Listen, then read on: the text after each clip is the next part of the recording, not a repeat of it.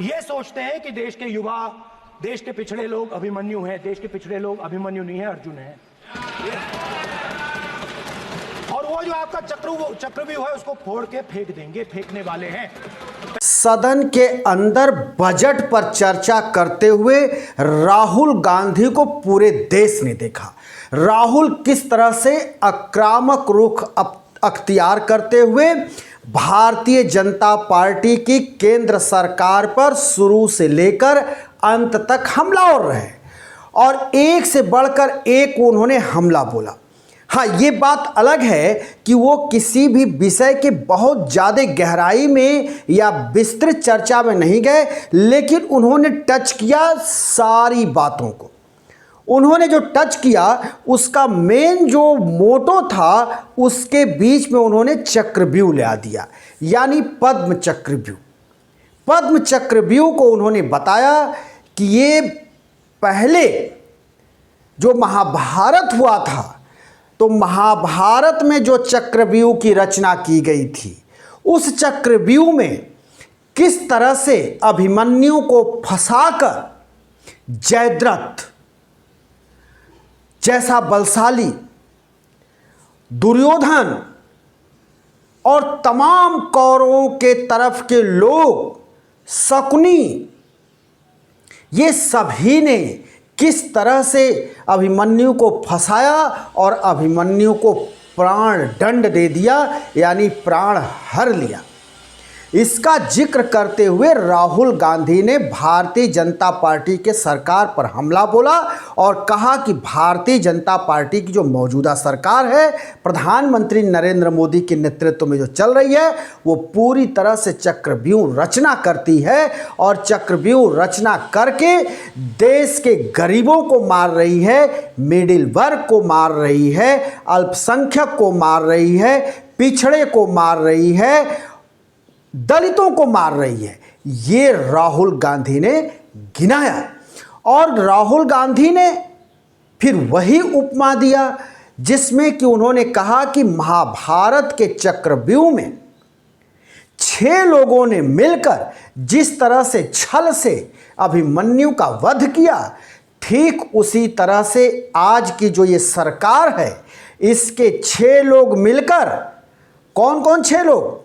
प्रधानमंत्री नरेंद्र मोदी, गृह मंत्री अमित शाह, संघ प्रमुख मोहन भागवत, अडानी, अंबानी और जानते हैं छठा कौन है? अजीत डोभाल। उन्होंने कहा कि ये 6 के 6 जो हैं इन्हीं के इर्द गिर्द पूरी सत्ता चल रही है, घूम रही है, इन्हीं के हाथ में सत्ता खेल रही है और ये हर जगह ये चक्रव्यूह रचना करते हैं और लोगों को मार रहे हैं, लोगों को परेशानियों में डाल रहे हैं। ये राहुल गांधी का कहना था। राहुल गांधी यही नहीं रुके। राहुल गांधी ने पिछड़ों की बात करते हुए और उन्होंने दलितों की बात करते करते हलवा सेरेमनी पर भी, सभी को पता है कि हलवा सेरेमनी जब वित्त विभाग जो है देश का बजट बनाता है और देश की वित्त मंत्री उस बजट को लेकर सदन में पेश करने आती हैं, उसके एक दिन पहले हलवा सेरेमनी होता है और हलवा सेरेमनी में वो 20 लोग रहते हैं जो इस पूरे बजट को बनाने में, प्रिंट करने में, जो सारी इसके रूपरेखा तैयार करने में अहम भूमिका निभाते हैं, उसके 20 अधिकारी इसमें शामिल होते हैं और वित्त मंत्री खुद ही सभी अधिकारियों को हलवा, वो कड़ाहे में हलवा आपके स्क्रीन पर दिख रहा है, कड़ाहे में हलवा बना होता है और उसको वो जो है प्लेट में निकाल करके सबको सर्व करती हैं, यानी देती हैं। इसका जिक्र करते हुए राहुल गांधी ने कहा कि देश का हलवा कुछ लोगों ने ही खा गए और ये वो लोग खाए जिनके बीच न दलित था, न पिछड़ा था, न अल्पसंख्यक था। लेकिन उसमें उन्होंने एक करेक्शन जरूर किया कि हाँ, उसमें जो है एक ओबीसी और एक मुस्लिम था, लेकिन जो है पिछड़ा वर्ग से ओबीसी दलित वर्ग से कोई नहीं था। राहुल गांधी यही नहीं रुके। राहुल गांधी उस बात का भी जिक्र उन्होंने कर डाला जिसमें ये देखा गया कि राहुल गांधी अभी सुल्तानपुर के कोर्ट में जब वो हाजिर होने गए थे एक अपने मामले में सुनवाई के दौरान, तो लौटते समय वो कैसे एक मोची के दुकान पर जाते हैं, मोची के दुकान पर जाकर उसका हाल चाल लेते हैं, एक जूते को बनाते हुए भी चिपकाते हुए भी उनको देखा जा रहा है। और उसके बाद मोची चेतराम को उन्होंने एक सिलाई मशीन भी भेज दी जिससे वो जूता, चप्पल, बैग की सिलाई कर सकते हैं। तो राहुल गांधी इसका भी जिक्र किए। राहुल गांधी ने राजगीर और जो विश्वकर्मा होते हैं, जो लकड़ी का काम करते हैं, उनका भी उन्होंने जिक्र किया। कहा कि एक टेबल बनाने वाले से हमने मिला तो टेबल बनाने वाले ने कहा कि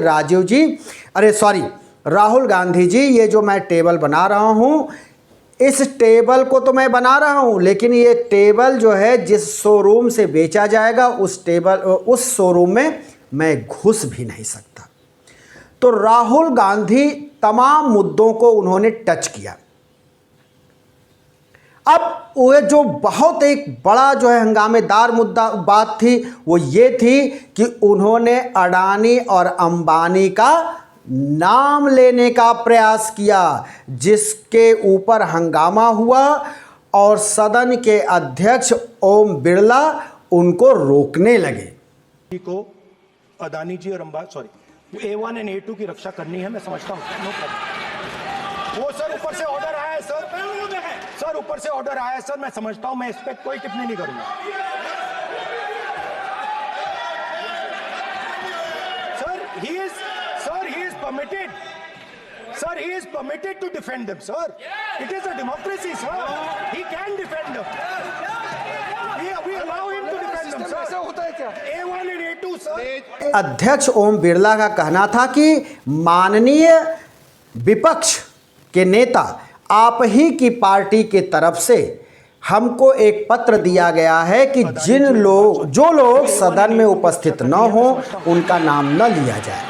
तो जो सदन में नहीं है उनका कृपा कर आप नाम नहीं लेंगे। इसके एवज में राहुल गांधी ने कहा कि ठीक है, मैं नाम नहीं लेता हूं, लेकिन सदन के अध्यक्ष से मैं जानना चाहता हूं कि मैं उनको किस नाम से इंगित करूं।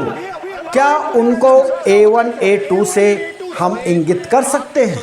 इसके बाद राहुल गांधी जब बोले A1 A2 नाम लेकर के उन्होंने संबोधन किया, जिसमें उन्होंने साफ तौर पर अडानी और अंबानी और नरेंद्र मोदी पर हमलावर थे। उधर एक मामला और जो ज्वलंत मुद्दा था उसको भी उन्होंने उठा दिया। आज जो है लोकसभा प्रांगण में पहुंचे पत्रकारों के लिए एक ऐसा स्थान बना दिया गया था जिसमें दरवाजे लगा दिए गए और उसके अंदर उनको डाल दिया गया और कहा गया कि आप खुले में लोगों से आप बाइट नहीं ले सकते। बंद करो मैं। नॉर्मली हम लोग पिंजरे में होते हैं, अब आपको कर दिया पिंजरे में।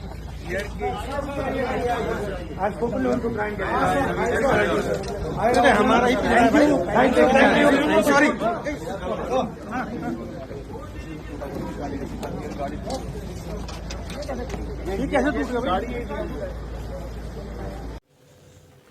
अब उनको ऐसे जगह रख दिया गया जैसे मानो एक पिंजरे के अंदर बंद कर दिया गया हो। इसको लेकर भी राहुल गांधी हमलावर हुए।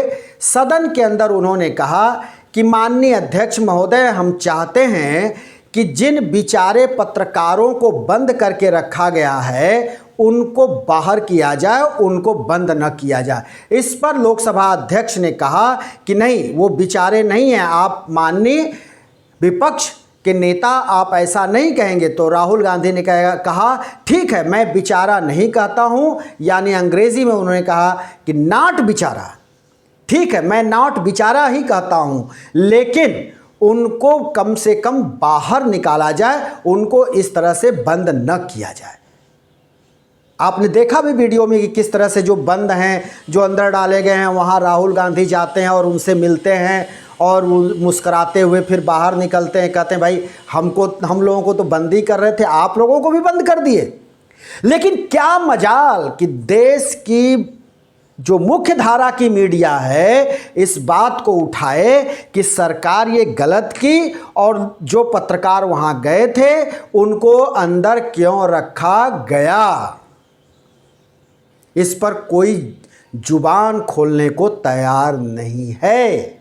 लेकिन राहुल गांधी ने जोर देकर कहा कि इसी सदन में मैं किसानों के लिए एमएसपी गारंटी बिल भी पास कराऊंगा और इसी सदन में जाति जनगणना का बिल भी पास कराऊंगा, ये मैं कह दे रहा हूं, ये मेरा वादा है।